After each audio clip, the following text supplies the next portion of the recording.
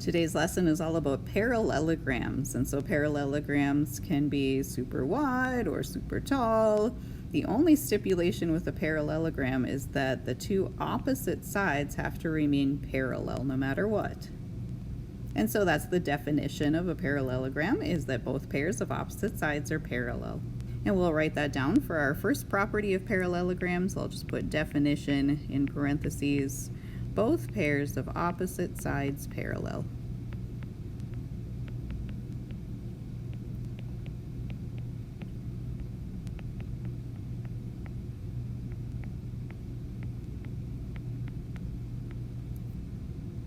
And if you wanted to mark that on the picture, we could put some little arrows to show parallel here and double arrows to show parallel here. And there are 4 other properties that are important.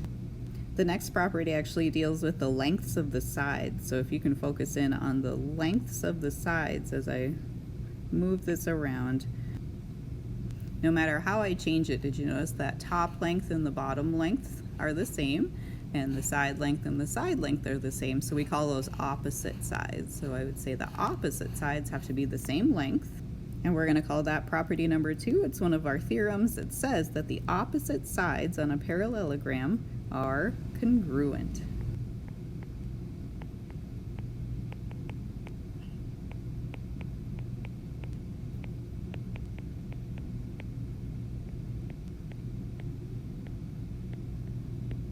And if you wanted to mark that on your picture, you would go tick, tick, and double tick, double tick.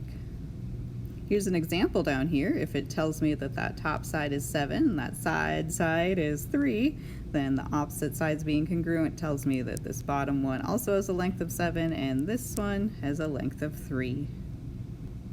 The next 2 theorems actually deal with those 4 interior angles. I wonder if you notice anything about those 4 interior angles.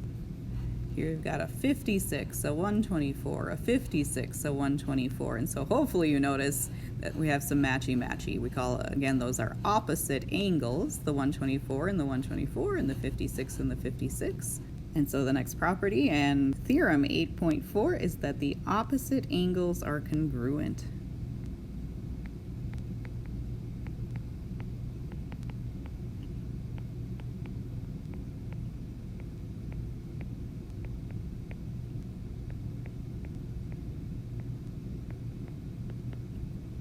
And you could mark that by putting a swoop, swoop, and a double swoop, double swoop. And as an example, I see a 60 and a 120. If that angle S is 120, then its opposite angle would also be 120. And if R is 60, then P would also be 60 degrees.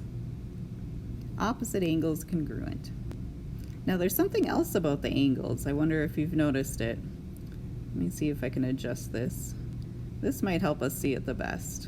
So again, the 80 matches the 80 and the 100 matches the 100, but there's something special about those numbers. Did you notice that these two add up to 180?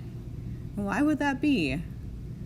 Because they're the same side interior angles on these parallel lines. Do you see that? So these two would always have to be supplementary. And the same thing for these parallel lines. These are same side interiors.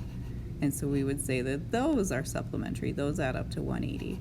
And you'll notice no matter how I draw this parallelogram, you're always going to have that fact that those consecutive or those same side interior angles add up to 180.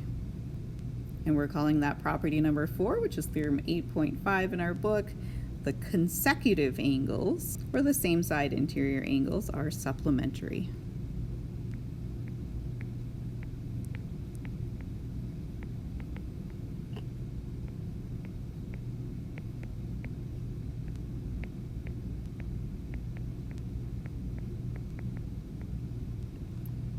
I'm not sure how to mark that on the diagram unless we just call like this angle X and this angle X and this angle Y and this angle Y, and then we just make a note that X plus Y equals 180. On this example down below, it has the two 80s filled in, and so this is the example that we looked at. These two have to add to 180. And these two have to add to 180, and these two have to add to 180. And these two have to add to 180. Plus you can see that those opposite angles are also congruent. And the last property actually concerns those crisscross lines in a parallelogram.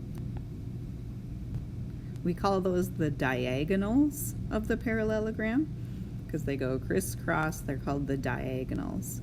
And what seems special about those? Well, they don't seem like they're the same length. This one looks a lot longer than that one.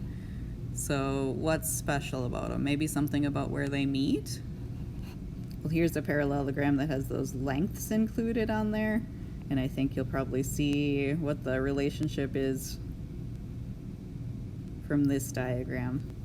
Do you see how this diagonal actually gets split in half? And this diagonal splits into two equal pieces. So there is something special about the point where they cross. That's kind of becomes the midpoint of both. So what we're going to say in fancy geometry terms is that these two get bisected, right? Isn't that what it means to cut something into two congruent pieces? So what do we call those crisscross lines again? Those are the diagonals.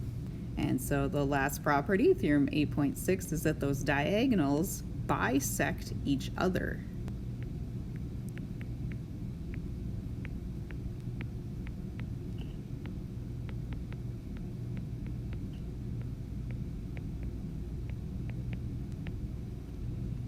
They cross each other at their midpoint. So this little piece right here and this little piece right here would be the same, and this piece right here and this piece right here would be the same. And if we were doing an example, if you can see that this little length is 2, so this would have to be 2. And this length is 5, so this would have to be 5. And that only works on parallelograms.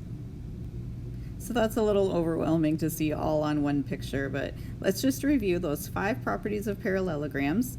You'll notice that the first 2 have to deal with opposite sides. Opposite sides are parallel and congruent.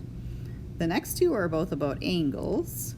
First one is opposite angles are congruent. Second one is consecutive angles supplementary. So if you can remember that there's 2 sides and 2 angles properties. And then the last one is about those diagonals, about how they crisscross right at the midpoint. They bisect each other into 2 congruent pieces on each diagonal. So those wind up to be really useful properties for solving problems as long as you know you're dealing with a parallelogram.